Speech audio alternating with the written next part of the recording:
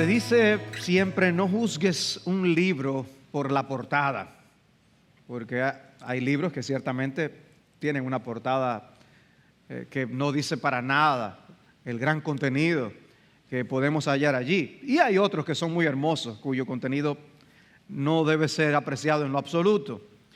Otro dicho es también, no todo lo que brilla es oro, porque podemos dejarnos deslumbrar y pensar que algo es valioso por el brillo que tiene, siendo quizás algo sin valor. Pero esas expresiones de sabiduría popular nos enseñan a no llegar a conclusiones precipitadas con respecto a personas, con respecto a circunstancias, con respecto a eventos, porque podemos llegar a conclusiones equivocadas. No es raro ver, por ejemplo, una fruta o un vegetal que luce muy bien por fuera y que sin embargo por dentro, cuando lo abrimos, está podrido. No es raro. O que tú estás pelando y comiéndote algunos pistachos y de la apariencia externa luce muy bien y puedes estar comiendo y llevarte la semilla a la boca para luego sentir que había problemas con ese pistacho. En malas condiciones. Porque somos propensos a juzgar las cosas por sus apariencias. Y eso abarca aún cosas espirituales. Por eso nuestro Señor nos dijo en Juan capítulo 7, 24, no juzguéis por la apariencia. Porque eso es un peligro que siempre está ahí. Y nuestro anhelo debe ser ver las cosas como Dios las ve. No seremos perfectos, no podremos tener la seguridad de que vamos a tener un buen juicio siempre, pero nuestro anhelo debe ser ver las cosas como Dios las ve, para no caer en conclusiones equivocadas sobre nada. La semana pasada comenzamos a estudiar la vida del rey David y vimos una introducción a nuestro personaje.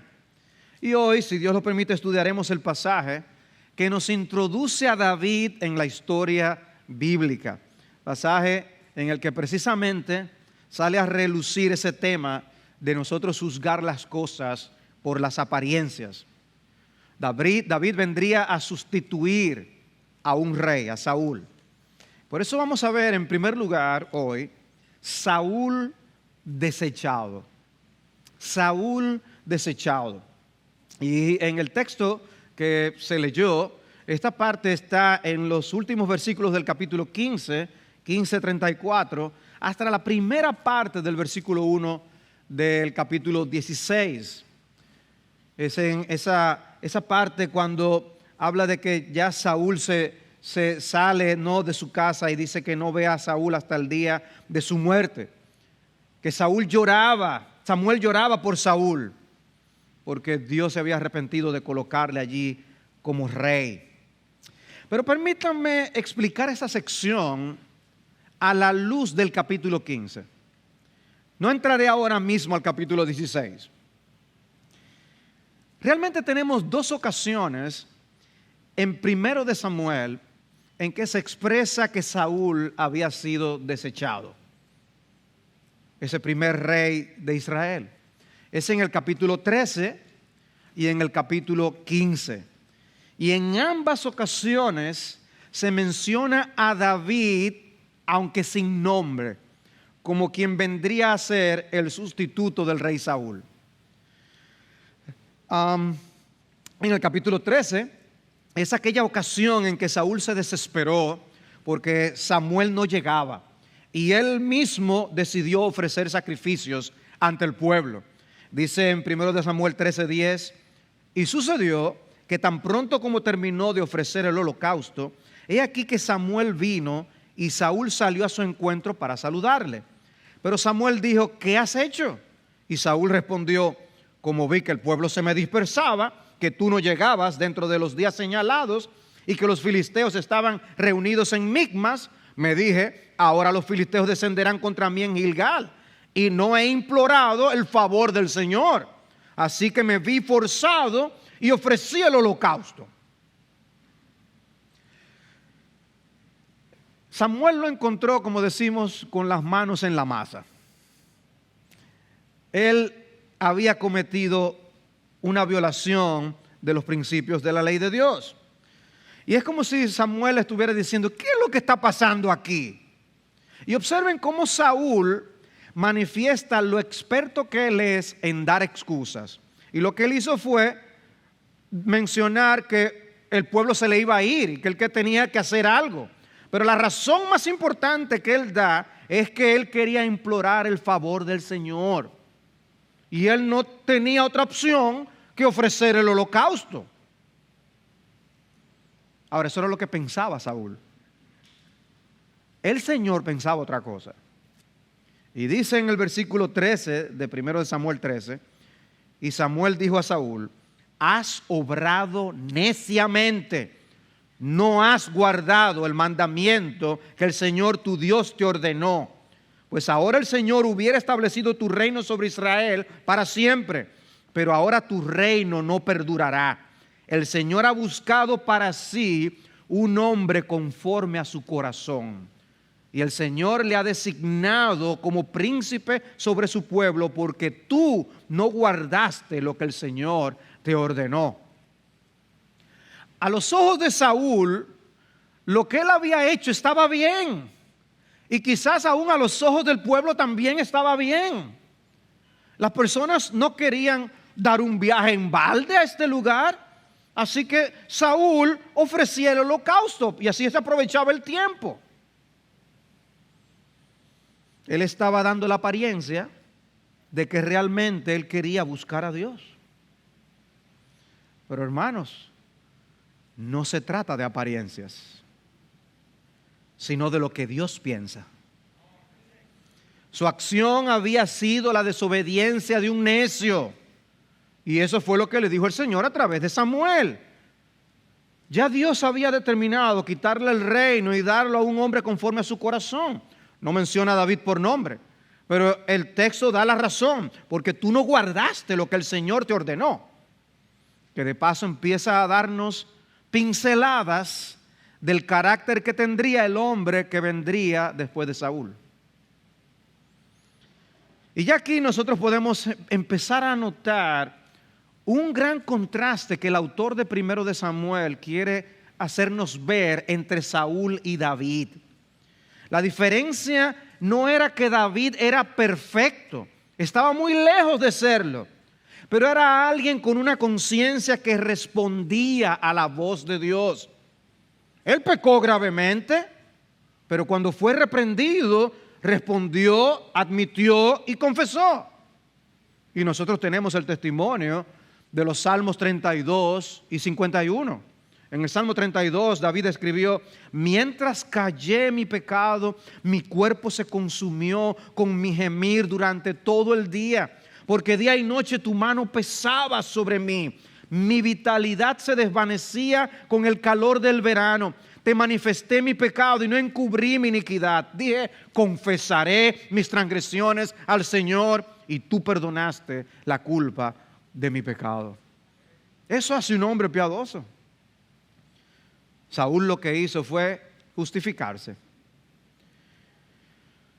¿Tiendes tú a buscar excusas por tus faltas como lo hizo él? Porque recuerda que lo más importante no es lo que tú pareces ser, sino lo que tú realmente eres. ¿Recuerdan ustedes al pastor que la semana pasada, con respecto a los cultos de oración, hizo una confesión hace tan solo unos días? Yo no siento que estaba realmente procurando los cultos de oración con la emoción correcta. Había desidia en mi corazón. Y de seguro si uno empieza a buscar excusas, encuentra excusas para no estar aquí los miércoles en oración. Pero el pastor no fue eso lo que hizo, sino que lo admitió. La segunda ocasión en que se expresa que Saúl fue desechado está en el capítulo 15. En los primeros versículos del capítulo vemos que Dios da una orden a Saúl a través de Samuel para que atacara sin contemplación a los amalecitas. Samuel le dice, está atento a las palabras del Señor. Y el versículo 2 dice que es una orden del Señor de los ejércitos. Es como para uno decir, no, ok, no hay problema. Saúl los derrota, pero él se toma algunas atribuciones. Dice en 1 de Samuel 15:8, capturó vivo a Agag, rey de los amalecitas, y destruyó por completo a todo el pueblo a filo de espada. Pero Saúl y el pueblo perdonaron a Agag y a lo mejor de las ovejas, de los bueyes, de los animales engordados, de los corderos y de todo lo bueno, y no lo quisieron destruir por completo. Pero todo lo despreciable y sin valor lo destruyeron totalmente. ¿Era eso lo que se le había pedido? Dios le había dicho que hiciera algo, pero él pensó que dejar vivo al rey Agag era mejor. Además, ahí había algunos animales muy buenos y de mucho valor. ¿Para qué desperdiciarlos? Se puso a calcular. A lo mejor tiró sus numeritos. O sea que Saúl estaba realmente siendo bueno con Agag. No hay que ser bueno. No es eso lo que Dios quiere, que nosotros seamos buenos. Y Saúl estaba también actuando como un buen administrador, ahorrándole al reino unos pesitos con esos buenos animales que había. Pero recuerden, hermanos, que no se trata de apariencias. El problema de Saúl es que Dios no le pidió que pensara si había una manera mejor de hacer lo que se le pidió. El deber de Saúl era obedecer. Hermanos, la realidad es que Saúl no está solo en esa actitud. Somos expertos buscándole la vuelta a cosas que están explícitamente expresadas en la palabra de Dios. Eso sucede con los trabajos. A los empleados se les puede permitir cierto margen de acción en el cumplimiento de sus deberes, eso es normal. Pero si el jefe le pide algo en particular y a ti se te ocurre una idea brillante, pero que cambia bastante el asunto, pregunta primero y no actúes como si tú te gobernaras. También sucede mucho con los niños. Pero y yo no te pedí que hicieras tal cosa. Lo que pasó fue que fulanito. Expertos buscando las excusas. Y el muchacho termina haciendo una cosa completamente diferente. Y a veces las intenciones son buenas. Pero Dios quiere que seamos hijos obedientes. Hay una frase que a mí me da pánico cuando yo la escucho. Cuando estamos en consejería y la persona dice, yo sé que Dios dice tal cosa, pero ya uno tiene que prepararse para lo que viene. Los peros de Saúl no fueron aceptados por el Señor. Dice en 1 Samuel 15:10, me pesa haber hecho rey a Saúl, porque ha dejado de seguirme y no ha cumplido mis mandamientos. Y dice el texto allí que cuando Samuel oyó eso, se conmovió. El capítulo 15 es muy dramático. Mientras por un lado el texto nos deja ver algo del corazón de Dios, de cómo se sentía ante las actuaciones de Saúl, por el otro lado tenemos cómo Saúl se seguía viendo a sí mismo. ¿Saben lo que él les dijo? En el versículo 13 dice, Samuel, bendito sea del Señor que llegaste. He cumplido el mandamiento del Señor. Nosotros decimos, qué cachaza. Pero hermanos, qué peligro, ¿eh? Qué fácilmente nos exoneramos de culpa. Cuán compasivos somos con nosotros mismos. Mientras había pesar en el corazón de Dios, el de Saúl estaba de fiesta. Oh, pero yo no veo ningún problema. ¿Y cuál es el problema? De repente se empieza a escuchar el sonido de los animales. Todos los animales. Dice, Samuel dijo, ¿y qué es este balido de ovejas en mis oídos y el mugido de bueyes que oigo? Y Saúl respondió, Oh, los han traído de los amalecitas, porque el pueblo perdonó lo mejor de las ovejas y de los bueyes para sacrificar al Señor. Pero lo demás lo destruimos por completo. A lo mejor él pensaba que decía, oye, bien hecho. Le echa la culpa al pueblo y una vez más, el rey que vivía para guardar las apariencias ofrecía una razón piadosa por la cual hizo lo que hizo. Esos animales eran para sacrificarlos al Señor. Entonces Samuel le comunica a Saúl el mensaje que Dios le mandó. Y lo primero que hizo fue hacerle una pregunta. ¿No es verdad que aunque eras pequeño a tus propios ojos, fuiste nombrado jefe de las tribus de Israel y el Señor te ungió como rey sobre Israel en el versículo 17? Mira cómo tú te veías antes. En otras palabras, el Señor estaba diciendo, ahora tú te estás viendo demasiado grande ante tus propios ojos. Antes te veías pequeño, pero después que te puse rey, te has enorgullecido, Saúl. Y lo segundo que le dice fue que él había recibido una orden muy clara. Dice el versículo 18, el Señor te envió a una misión, ve y destruye por completo a los pecadores, los amalecitas, y lucha contra ellos hasta que sean exterminados. ¿Por qué pues no obedeciste la voz del Señor, sino que te lanzaste sobre el botín e hiciste lo malo ante los ojos del Señor? ¿Aceptó Dios la excusa de Saúl? No. Hermanos, nosotros nos excusamos y nos defendemos con facilidad, pero no creamos que eso de una vez convence al Señor. Ok, está bien. O sea, te tomaste la libertad de no obedecer porque te has ensoberbecido. No fue simplemente que dejaste de hacer lo que se te mandó. Hiciste lo malo. No estuvo bien eso, Saúl. El Señor nos ayude a no jugar con la palabra del Señor.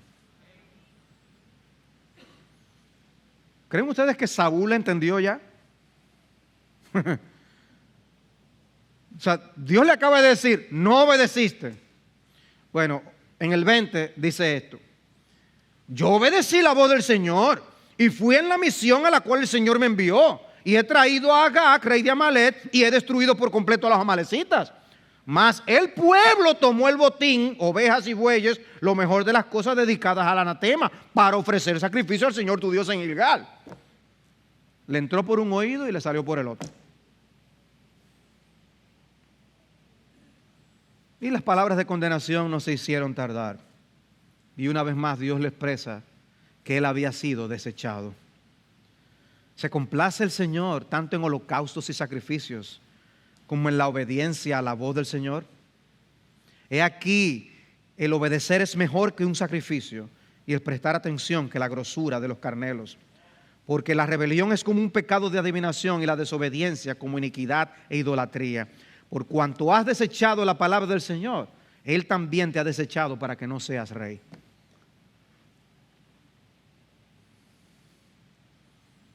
Hermanos, lo importante no es la apariencia. Hermanos, ¿con qué debemos nosotros conformarnos al venir aquí un domingo? En que nosotros tengamos un ambiente cómodo, hermoso, con música excelente, himnos, canciones que nos gustan, una predicación que esté en su puesto, buena, de la que digamos, qué buen sermón. Una oración formal, decente, ya, qué bien ora el pastor. Es con eso que debemos conformarnos. Porque eso puede ser una mera expresión externa. Y va a haber expresión externa. Pero hermanos, no es malo que una persona dé una manifestación externa de que está adorando al Señor y cierre sus ojos, puede quizás alzar sus manos. No es malo. Pero es malo si nosotros hacemos creer que estamos adorando cuando no lo estamos haciendo. O cuando hacemos creer que estamos presentes. El cuerpo está presente, pero el alma está, uno no sabe ni dónde. ¿No? Dios quiere que le adoremos en espíritu y en verdad, involucrados, participando, dándole mente a lo que estamos cantando, a lo que se está leyendo, a lo que se está predicando. Sí, Señor, dime más, yo necesito, oh, gracias por señalarme eso, Señor. Oh, ayúdame a poder ser obediente en esto. Ay, líbrame de yo caer en la misma actitud de Saúl. ¿No es esa la actitud con la que tenemos que estar aquí adorando al Señor? Hay una interacción entre el cielo y la tierra.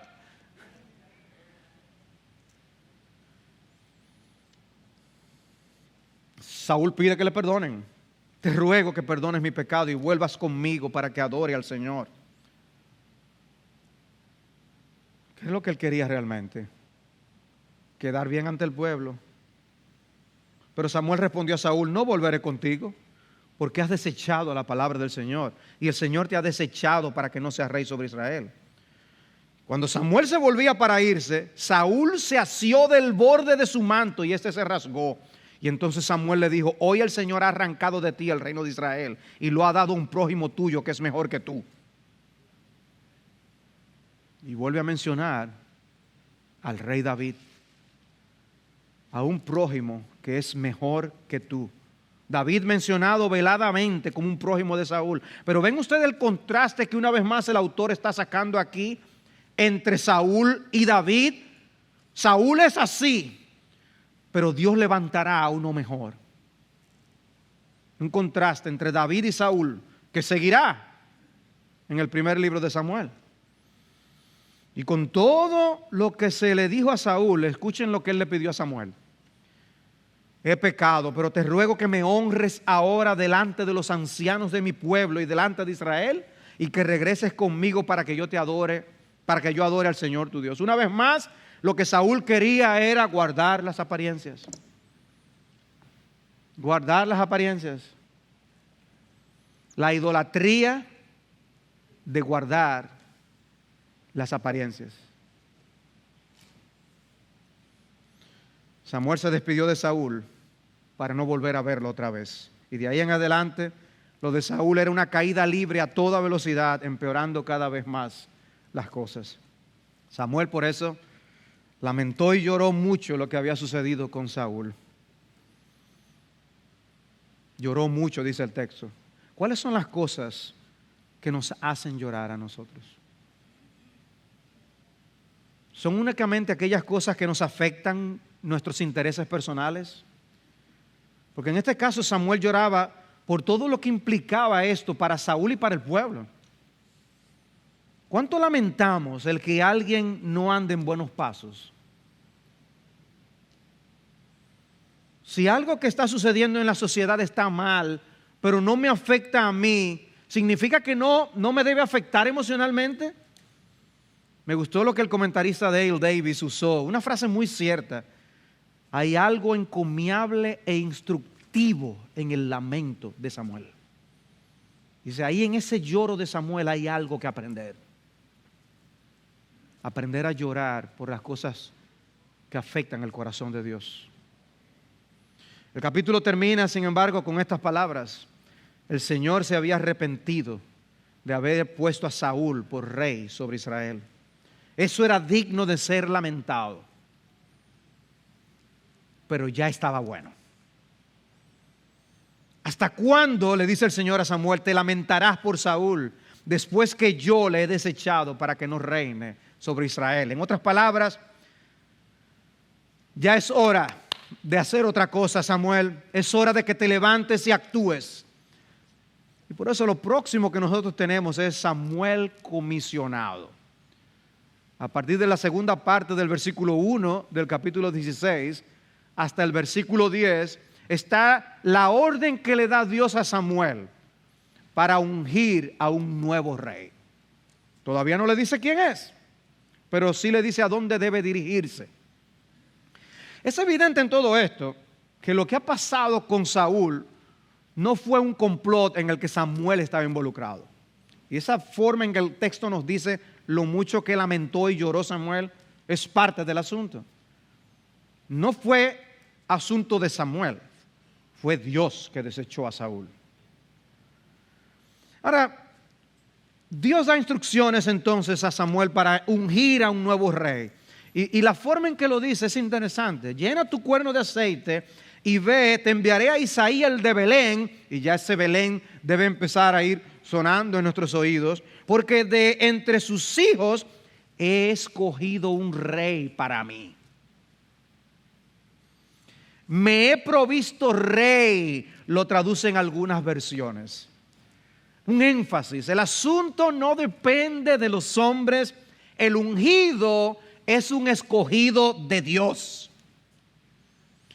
Dale Davis, una vez más, en su forma particular de decir las cosas, dice: algunas veces Dios debe salvarnos de nuestros propios salvadores. Cosas a las que nos aferramos para que nos solucionen el problema, para que nos saquen a camino. Dice, a veces Dios tiene que salvarnos de esos mismos salvadores, para que aprendamos la lección, que es Él, el verdadero soberano. Ahora, Samuel detecta un problema en la orden que Dios le da. Y Samuel respondió, versículo 2, ¿y cómo puedo yo ir? Cuando Saúl lo sepa, me matará. Obviamente, Samuel tenía miedo a Saúl. No se nos da mucha información, pero parece que Samuel conocía bastante el carácter de Saúl como para saber que había peligro en ir a Belén. Los servicios de inteligencia del rey le harían saber, como vemos en otras circunstancias en el texto bíblico, que le iban a informar al rey Saúl. Y si Saúl se enteraba de que el viaje tenía que ver con el hecho de que el Señor había escogido otro rey, hasta ahí llegaba Samuel. Miedo a Saúl. Pero el Señor le brinda una solución, versículos 2 y 3, al final del 2, dice, y el Señor dijo, toma contigo una novilla y di, he venido a ofrecer sacrificio al Señor. Invitarás a Isaí al sacrificio y yo te mostraré lo que habrás de hacer. Entonces me ungirás a aquel que yo te indique. Nosotros vemos aquí que Dios le provee una solución al miedo que tenía Samuel. Di que tú vas a hacer un sacrificio. Ahora, Dios no le está diciendo, di que tú vas a hacer un sacrificio y no lo hagas, nada más di. No, él fue y hizo el sacrificio. Hermanos, nosotros no estamos obligados siempre a decir todo lo que sabemos si alguien nos pregunta. Hay información que no se le puede dar a todo el mundo. Hay veces que si tú quieres que todo el mundo se entere, tú se lo dices al chismoso del barrio. Pero el Señor nos manda a ser inocentes como palomas, no ingenuos. Y hay cosas que no se hay que decírselas a todo el mundo, ni porque alguien nos lo pregunte. Hay gente que busca información que no tiene que estar buscando. Pero en el caso de Saúl, y con el tipo de actitud que él asumía, es que había una vida que podía estar en riesgo y quizás más. Y Dios le está brindando una solución. No es mintiendo, es no diciendo toda la información. Ahora, quiero aclarar aquí algo importante. Y es que hay situaciones en que lo correcto no es ocultar información para evitar un problema. Si estamos hablando, por ejemplo, bajo juramento, en una corte, ocultar información no es correcto. Hay información crucial para la determinación de si alguien es inocente o culpable. Si un papá está cuestionando a uno de sus hijos por algo que sucedió, ocultar información necesaria está mal. Resulta que hay dos de los muchachos discutiendo y el padre viene y está tratando de mediar entre ambos. ¿Qué fue lo que ocurrió? Dime. No. Y resulta que una de las cosas que uno dice compromete al otro habiendo sido inocente. Si ese muchacho oculta la información del papá para simplemente evitar un problema, eso no es lo que Dios está haciendo aquí. De manera que hay discernimiento que usar en casos como lo que estaba viviendo Samuel. En este caso es Dios mismo que está autorizando a Samuel a decir uno de sus propósitos de su visita, y no decir el otro. Samuel obedece y sale y visita la casa de Isaí. Dice el texto, Samuel hizo lo que el Señor dijo. Un contraste de obediencia para lo que hemos venido leyendo con respecto a Saúl. Dice que fue a Belén. Ahora, los ancianos salen al encuentro. Y así como Samuel le tenía miedo a Saúl, los ancianos de Belén manifiestan que también le tenían su miedo a Samuel. Dice, y los ancianos vinieron al encuentro temblando y dijeron, tú vienes en paz. ¿Qué pregunta? ¿Y por qué esta gente estaba con ese miedo? Ay, se levanta esta inquietud. ¿Será que habrán oído lo que Samuel le hizo a Agag después que Saúl lo había perdonado? Porque en el relato se dice muy claramente cómo exterminó Samuel a Agag. Y si ellos se enteraron, dijeron, uy, viene para acá. Señores, ¿hay alguien de ustedes que ha hecho algo malo? Inmediatamente quizás empezaron a preocuparse. ¿Para qué venía Samuel? Pero Samuel le despeja de las dudas diciendo que él había venido en son de paz. Y les comunica el propósito. He venido a ofrecer sacrificio al Señor. Samuel entonces invita a los ancianos y a Isaí y su casa a que se consagren. Interesante eso. Aunque el sacrificio no era el propósito principal de la visita, no por eso debían involucrarse en la adoración del Señor sin la debida preparación. Y Él les manda a consagrarse. Y así como se preparaban externamente, la mente y el corazón se preparaba para lo que ellos iban a realizar. Eso nos dice algo, hermanos. Cómo nosotros debemos preparar nuestras almas para adorar al Señor. Hay una diferencia en cuando preparamos nuestras almas a lo que venimos a hacer, a cuando no. Y luego venimos a esa sección crucial del texto, cuando entramos en el proceso de la elección, de encontrar al elegido del Señor. En los versículos 6 al 10 es cuando entonces encontramos ese proceso.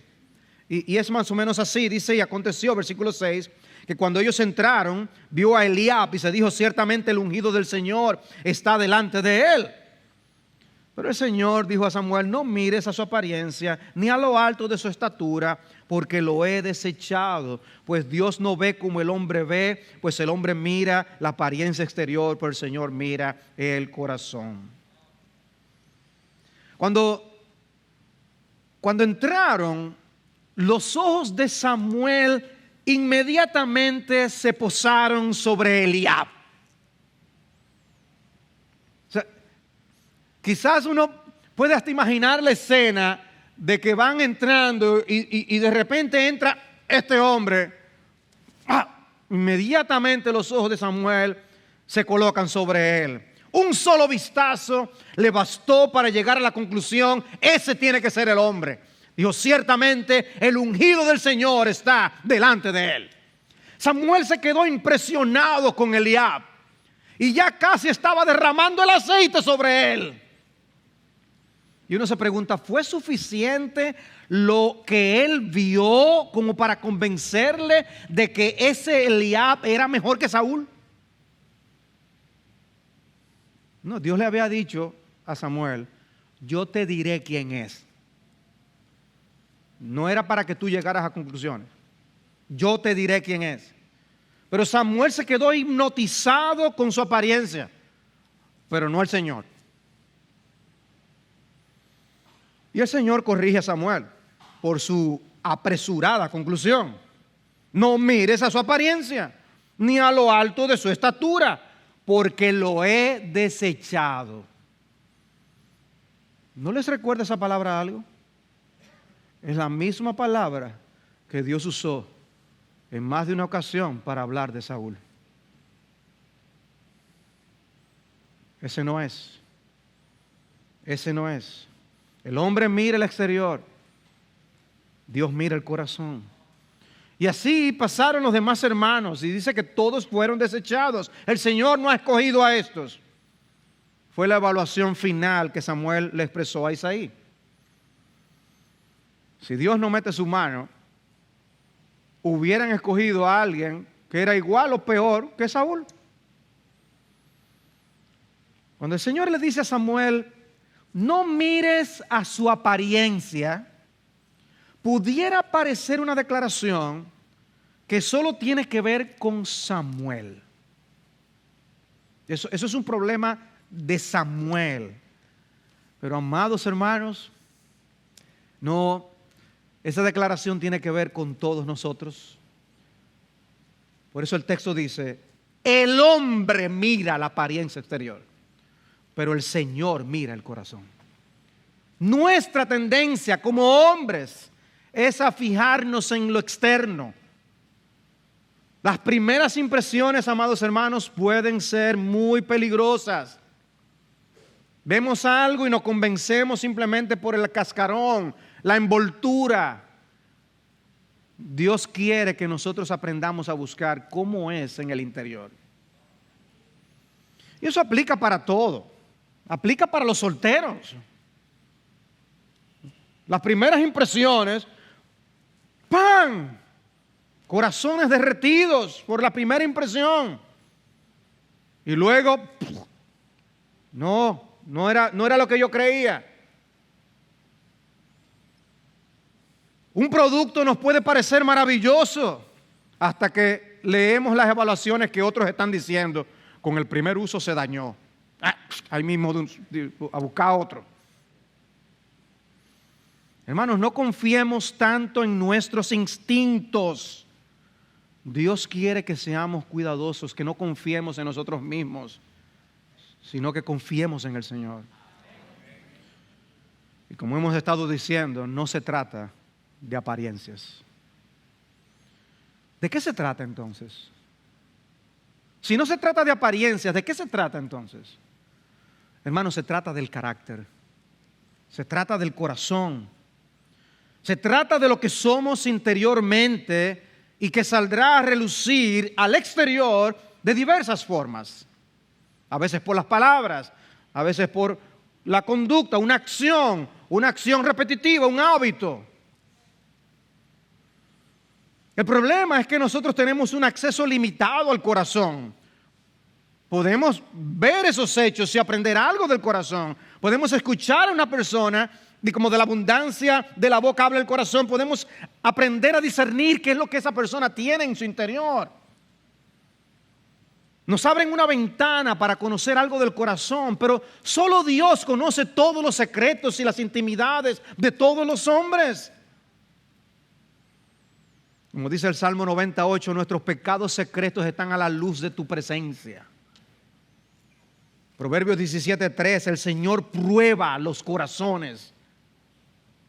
Jeremías 17:10, yo escudriño el corazón, pruebo los pensamientos. Hebreos 4:13, no hay cosa creada oculta a su vista, todas las cosas están al descubierto y desnudas ante los ojos de aquel a quien tenemos que dar cuenta. Ese es nuestro Dios. Pero hoy hay una tendencia a minimizar el carácter en todas partes. Para dar un empleo, para colocar a un funcionario y hasta para dar el papel a alguien en una película, lo que se busca es llenar una cuota racial o sexual. Las críticas llovieron esta semana en los Estados Unidos porque el presidente anunció que quiere colocar a una mujer de raza negra en la Suprema Corte de Justicia. Y la crítica es precisamente que no se trata de buscar a la mejor persona del cargo, sino simplemente a buscar una cuota de cierto grupo. Lo importante ya no es el carácter o el conocimiento o la habilidad. Él descartó de plano a todo lo que el hombre, a todo el que sea hombre y que no sea negro. Y así han llenado muchos puestos, no solo en puestos allá en los Estados Unidos, en todo el mundo. Así se llenan puestos, así se llenan lugares en las oficinas y aún en las iglesias, donde lo importante no es el carácter ni la capacidad, hay una apariencia de equidad que buscan dar. Pero nosotros debemos ser observadores y discernir el carácter de los que se postulan en la política. Por eso, ¿quiénes más aquí equipados para saber cómo votar que una persona que tenga el discernimiento del Espíritu Santo? ¿No deberíamos ser nosotros los cristianos los que mejor voten en ese sentido? Porque uno oye lo que dicen y uno dice, bueno, pero hay gente que dice, no importa, como quiera, espérate. El carácter importa. Aman el dinero, honran sus matrimonios, son valientes o se dejan controlar por otros, aman al pueblo realmente. Y el tiempo se encarga de mostrar que el brillo original no era por ser oro. El problema es que muchas veces nos damos cuenta cuando es demasiado tarde. Pidamos a Dios que nos dé discernimiento para elegir siempre a los mejores candidatos. Dios complació a Israel. Ellos que estaban pidiendo por un rey y ser iguales a las demás naciones. Y Dios se lo dio. Era impresionante a la vista, pero no por dentro.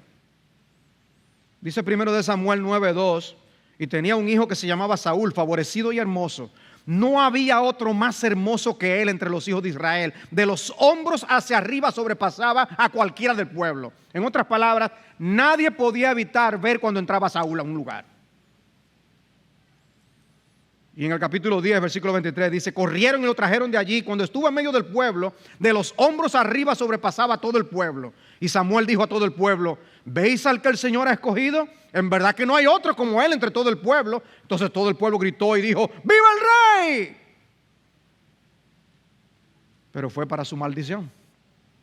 Samuel no aprendió la lección y se dejó impresionar por la apariencia de Eliab. Hermanos, ¿qué tipo de hombres coloca Dios en sus iglesias? Porque nosotros tenemos un énfasis en las Escrituras en las cualificaciones que Pablo ofrece sobre los pastores y los diáconos. Y por eso Pablo instruyó a Timoteo y le dijo, no impongas las manos con ligereza. Eso no es algo para tratarlo con superficialidad. Hay que revisar la vida de aquellos que son colocados en los oficios de pastor y diácono.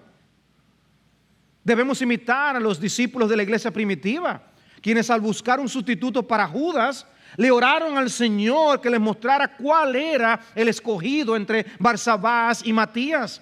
Dice, y habiendo orado, dijeron, tú, Señor, que conoces el corazón de todos, muéstranos a cuál de estos dos has escogido para ocupar este ministerio y apostolado. Y lo que nosotros tenemos que hacer siempre es rogar a Dios que envíe obreros a su mies, que Él nos envíe a aquellos que son conforme a su corazón. Y finalmente David ungido, versículos 11 al 13. Esta escena ocurre rápidamente y nos prepara para lo que viene después. Y si Samuel dijo a Isaí, ¿son estos todos tus hijos? Y él respondió, aún queda el menor, que está apacentando las ovejas. Entonces Samuel dijo a Isaí, manda a buscarlo, pues no nos sentaremos a la mesa hasta que él venga acá. Y envió por él y lo hizo entrar. Era rubio, de ojos hermosos, bien parecido. Y el Señor le dijo, levántate, úngele, porque este es. Entonces Samuel tomó el cuerno de aceite y lo ungió en medio de sus hermanos. Y el Espíritu del Señor vino poderosamente sobre David desde aquel día en adelante. Luego Samuel se levantó y se fue a Ramá. Pero llama la atención esa frase, aún queda el menor que está apacentando las ovejas. ¿Lo habrá dicho Isaí de una manera despectiva?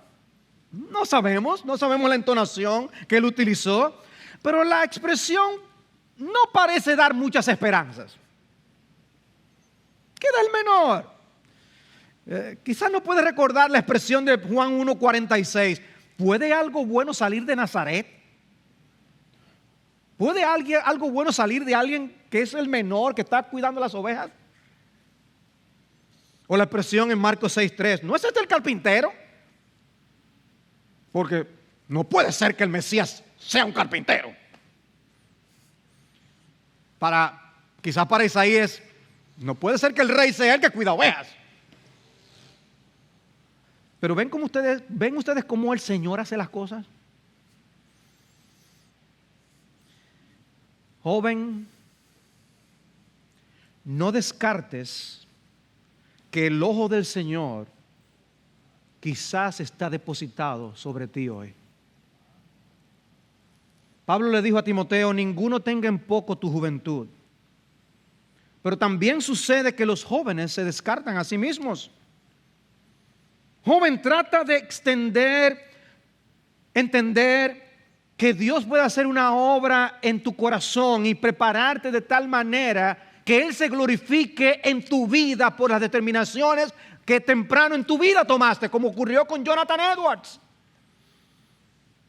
cuyas resoluciones son famosas, habiéndolas tomado esas resoluciones en su juventud. Pero muchos jóvenes lo que quieren es ser jóvenes quizás hasta la mitad de su vida. No, madura. Asume compromisos y responsabilidades cada vez más importantes. Por otro lado está el problema de que a veces se exigen experiencia y experiencia y experiencia. Si no hay experiencia, no le dan el trabajo. Y entonces, ¿cómo van a aprender y a tener experiencia? David, recuerdan que no podía ni cargar la armadura del rey Saúl. No sé exactamente cómo era todo en el físico. Yo lo que sé es que cuando Goliat lo vio se rió.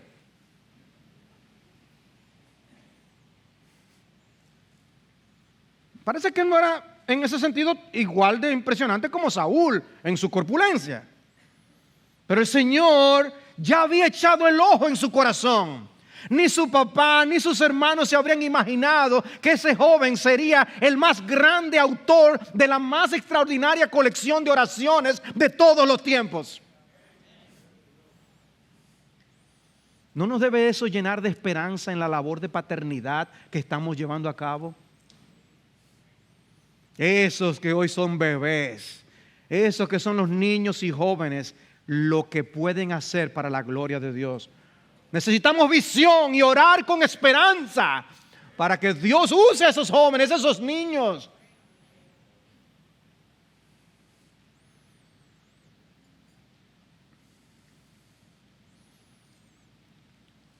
El punto es que Samuel les dijo: hasta que ese no venga no comemos. Me imagino que se apresuraron un poco más por eso. Y el versículo 12 puede ayudarnos a despejar cualquier duda referente a cómo ve Dios la belleza, porque el texto no tiene ningún problema en decir que David era bello y hermoso. Dios no está en contra de la hermosura en sí mismo. El punto es que no debe ser la base para la selección de quienes gobiernan a los pueblos. Y Dios le deja saber a Samuel que ese joven era el hombre. Este es, le dice.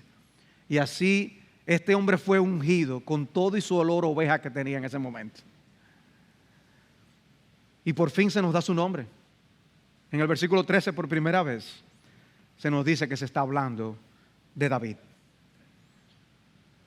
¿Fue la selección de David como rey un plan B ante el fracaso de Saúl? No, hermanos. Las palabras de Génesis 49 nos aclaran esto muy bien. En Génesis 49, 10, Jacob está hablando y dice: el cetro no se apartará de Judá, ni la vara de gobernante de entre sus pies, hasta que venga Silo y a él sea dada la obediencia de los pueblos. Dice que a ese descendiente de Judá se le daría la obediencia de los pueblos, a nuestro Señor. De manera que no fue un plan B. En Génesis 49 ya se está diciendo que alguien que vendría de Judá gobernaría de esta forma. Y como explicábamos la semana pasada, el Mesías vino del rey David, era un hijo de David. Wow, qué historia. Resalta a la vista que el propósito del autor de Primero de Samuel no es hacer una biografía de David, porque su historia comienza prácticamente aquí con su ungimiento. Lo que el Señor nos deja saber más allá de toda duda es que es Dios quien escoge el que debe ser rey. Y como podemos ver a lo largo de toda la Biblia, el Señor con frecuencia escoge a los individuos que la lógica humana no hubiera seleccionado. Porque Dios, como dice alguien, no es esclavo de nuestras convenciones. Dios es Dios, el Dios soberano, absoluto de la tierra. Y Él es nuestro Padre celestial. Y observen una vez más un contraste entre Saúl y David. Si miran el versículo 14, verán que dice que el Espíritu del Señor se apartó de Saúl. Y en el versículo 13 destaca la manera permanente en que el Espíritu estaba en David. Dice, y el Espíritu del Señor vino poderosamente sobre David desde aquel día en adelante. Y ese Espíritu le capacitaría ahora para él esperar hasta el momento en que Dios le señalara para empezar a gobernar en Israel. David fue ungido, pero todavía faltaba mucho para ser rey. Años antes de venir a ser rey, porque Dios tiene maneras muy extrañas de hacernos esperar, como con Abraham. Dios le promete un hijo, pero tiene que esperar 25 años para verlo nacer. Nosotros somos impacientes ante las promesas de Dios. David fue escogido, fue ungido, pero todavía no había sido coronado.